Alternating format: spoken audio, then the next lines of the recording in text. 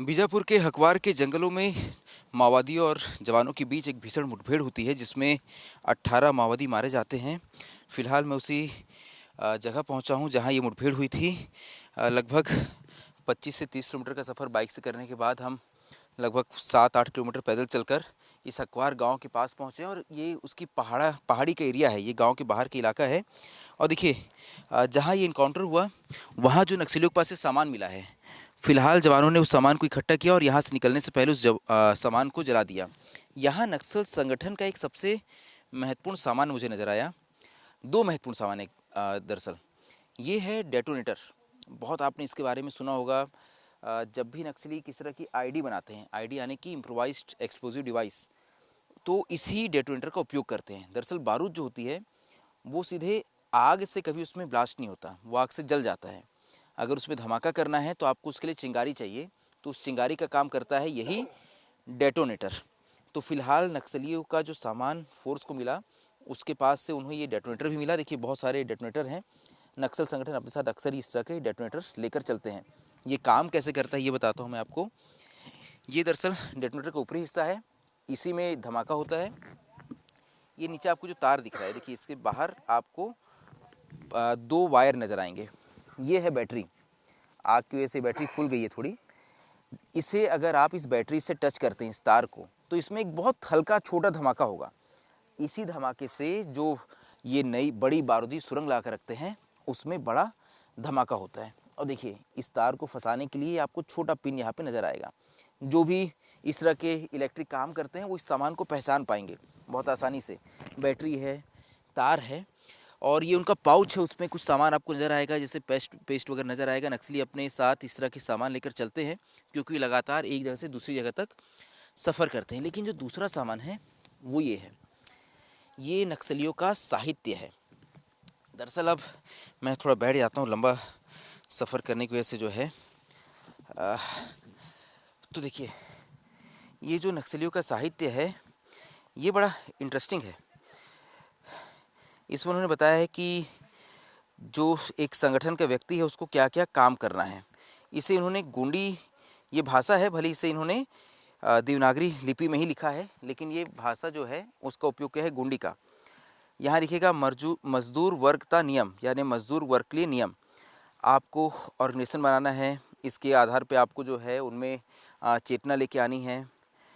समय पालन का दृढ़ संकल्प से वंदना, क्रम शिक्षण वंदना, ये सब आपको यहाँ नज़र आएगा। आगे पन्ने पे आप जाते हैं तो आपको नज़र आएगा, यहाँ इन्होंने चीन देश का जिक्र किया है, जापान का जिक्र है, पहले विश्व युद्ध 1914 तिंची 1918 एवना ताकता साम्राज्यवादी युद्ध आंदू। पहला विश्व युद्ध 1914 से 1918 तक चला, इसका इन्होंने यहाँ जिक्र किया है। उसके बाद साम्राज्यवादी ताकतें जो हैं वो ताकतवर हुई, ये उन्होंने लिखा है।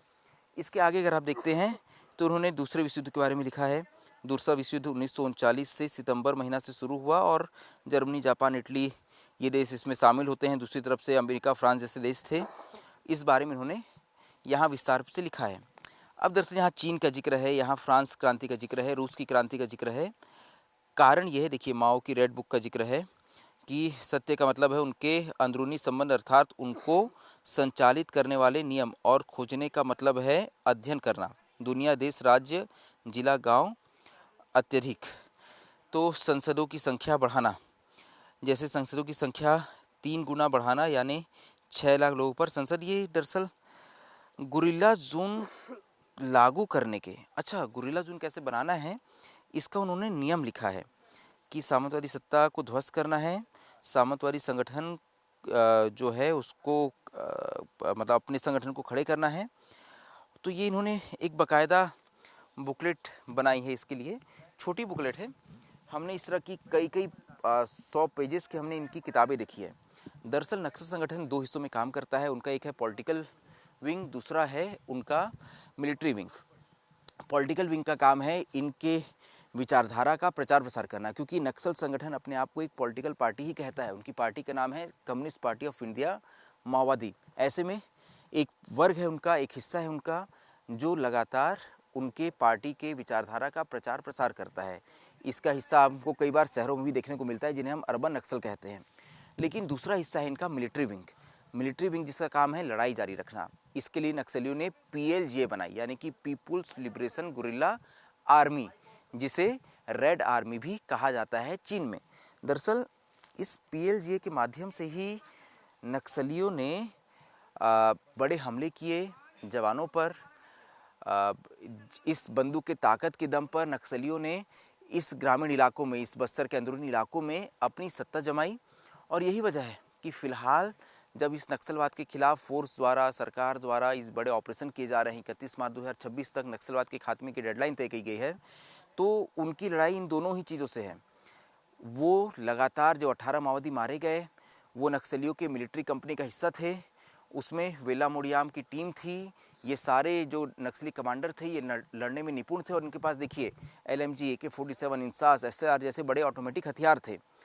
तो फिलहाल एक और इनके मिलिट्री टीम को, यानी इनकी PLGA गुरिल्ला आर्मी को ख़त्म करने की कोशिश की जा रही है। वहीं दूसरी ओर इनकी विचारधारा से भी लड़ने की सरकार कोशिश कर रही है। यही वजह है कि लगातार जो समर्पण की अपील की जा रही है, उसके माध्यम से जब सोनू, रूपेश, अनंत जैसे बड़े नक्सली मुख्यधारा में लौटते हैं, तो सरकार इस बात को स्थापित कर पाती है कि देखिए, जिस विचारधारा को, यानी इस किताब को पढ़ाकर इन ग्रामीणों को नक्सल संगठन में शामिल किया गया, तो इस किताब को लिखने वाले, क्योंकि सोनू ही वो नक्सली जिसने इस तरह की किताब लिखी है, वेणुगोपाल राव ने, तो जब वो खुद ही मुख्यधारा में लौट रहा है, तो आखिर आप इस किताब को पढ़कर कौन सी क्रांति लाना चाहते हैं। तो वैचारिक तौर पर और बंदूकों के दम पर दोनों ही तरीके से सरकार और फोर्सेस नक्सल संगठन को, नक्सल विचारधारा को पूरी तरह से ख़त्म करने की कोशिश कर रही है। तो वो माओवादी जो अपने साथ बंदूक लेकर चलते हैं, वो अपने साथ इस तरह की किताब और ये पेन लेकर भी चलते हैं। तो ये जो पूरा संघर्ष है, ये दो हिस्सों में बटा हुआ है, जिसमें किताबें भी हैं, बंदूकें भी हैं। फ़िलहाल दोनों ही मोर्चों पर सरकार द्वारा इनके खिलाफ बड़े अभियान चलाए जा रहे हैं, और इसी का असर है कि नक्सल संगठन लगातार कमज़ोर होता जा रहा है। और नक्सली खुद इस बात को स्वीकार करते हैं कि जितना नुकसान हमें बीते कुछ समय में हुआ है, उतना इससे पहले कभी नहीं हुआ। मैं एक और तस्वीर आपको दिखाता हूँ, उससे एक नक्सल संगठन का एक और रूप जो है आपको नज़र आएगा। देखिए, ये किसी नक्सली का सेविंग किट है। यहाँ आपको बहुत सारी ब्लेड्स नज़र आएगी। ये जो होती है ना, सेविंग ब्लेड जो होती है, जो हम लोग यूज़ करते हैं घर में, ये नक्सली अपने साथ इस तरह की किट लेके चलते हैं, क्योंकि नक्सली जो PLGA इनकी जो है, जिसे इन लोग गुरिल्ला आर्मी कहते हैं, इसमें बड़ा अनुशासन होता है।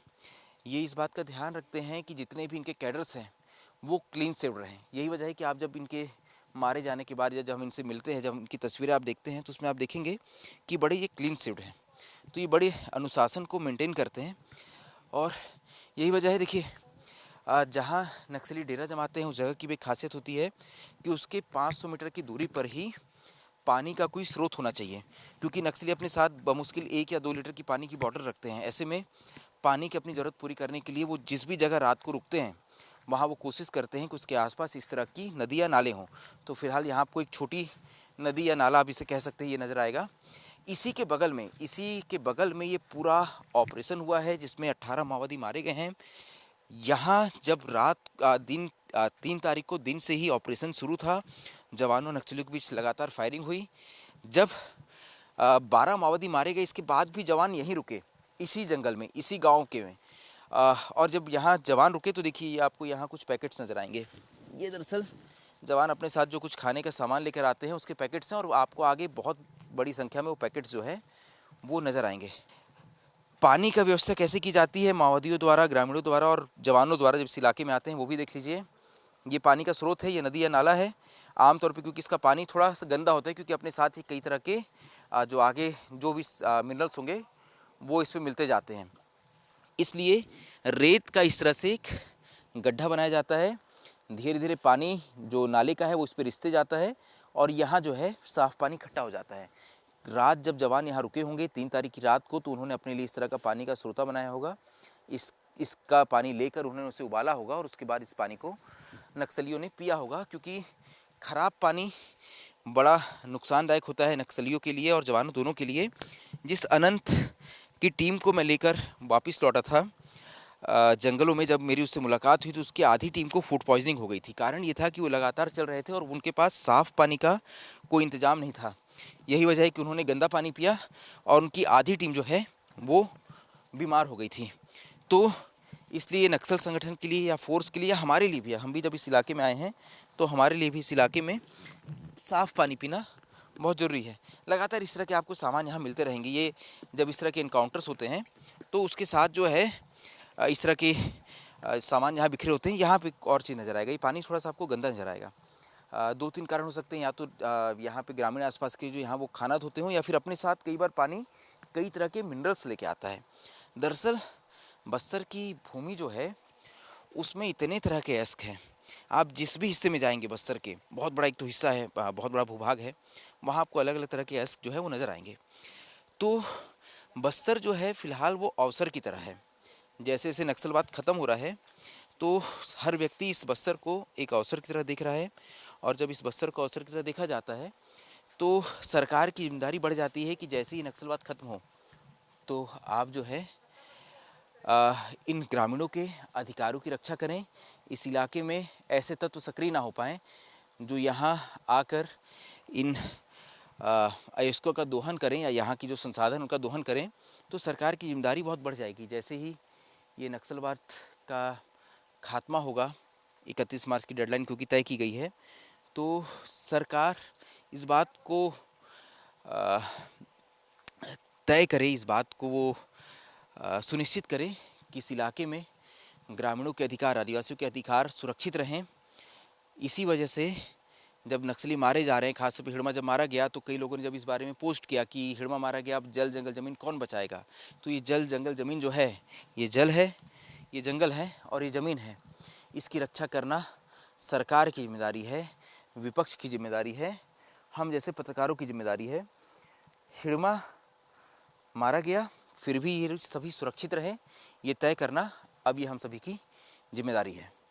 मेरे साथ कैमरा पर्सन संजू राव है। फिलहाल इस मुठभेड़ से जुड़ी अन्य जो जानकारियां हैं वो आपको किसी दूसरे वीडियो के माध्यम से आप तक साझा करेंगे।